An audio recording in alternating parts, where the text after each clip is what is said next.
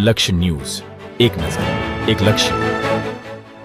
ધારી નગરપાલિકાની બેદરકારી ફરી એક વખત આવી સામે. ધારીના વાલ્મીકીનગરમાં છેલ્લા 8 દિવસથી પાણી વિતરણની કામગીરી બંધ છે. પાણી માટે વલખા મારતા વાલ્મીકીનગરના રહેવાસીઓ અગાઉ પણ રેઢિયાળ ઢોરનો ત્રાસ, ગામમાં ગંદકીનો ગંજ, સફાઈ કામદારોના પગાર, પાણી વિતરણની કામગીરી જેવી અનેક બાબતોથી નગરપાલિકા પ્રખ્યાત છે. છેલ્લા 8 દિવસથી ધારીના વાલ્મીકીનગરમાં પાણી વિતરણ ન થતાં લોકોને અનેક મુશ્કેલીઓનો સામનો કરવો પડ્યો હતો. તે નગરપાલિકા દ્વારા બસ એક જ જવાબ, લાઇન તૂટી ગયાને લીધે પાણી વિતરણ થતું નથી.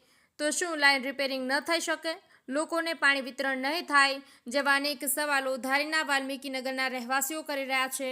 વાલ્મીકીનગરના રહેવાસીઓએ વિનંતી કરી શકે બને એટલું વહેલું પાણી વિતરણ કરવામાં આવે.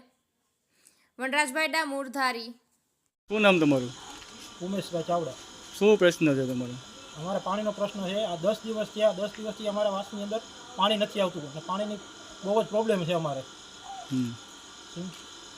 અને અવારનવાર રજૂઆત કરવા છતાંય કોઈ અધિકારી ધ્યાન દેતા નથી. કેટલા દિવસથી પાણી નથી આવતું? 10 દિવસથી પાણી આવતું નથી અમારે. તમે રજૂઆત કરી લી?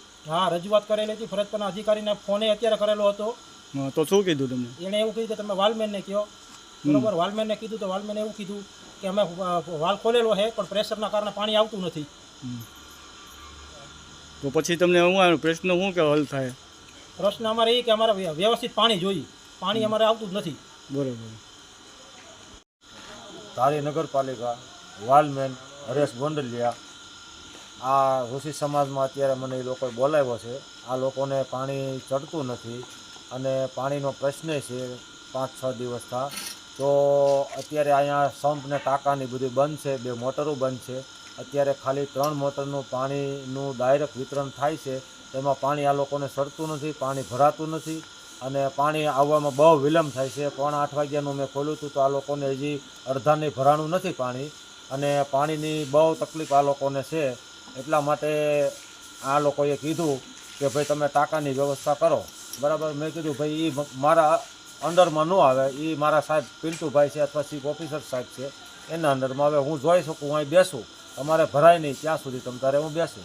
તો પિન્ટુભાઈને રજૂઆત કરી તો પિન્ટુભાઈ તમને શું કીધું? પિન્ટુભાઈ કહે કે હું અત્યારે નહીં આવી શકું, એ કહે. બરાબર છે. અને એ લોકોને અહીંયા સવારે સાહેબ આવે ત્યાં આવીને રજૂઆત કરે.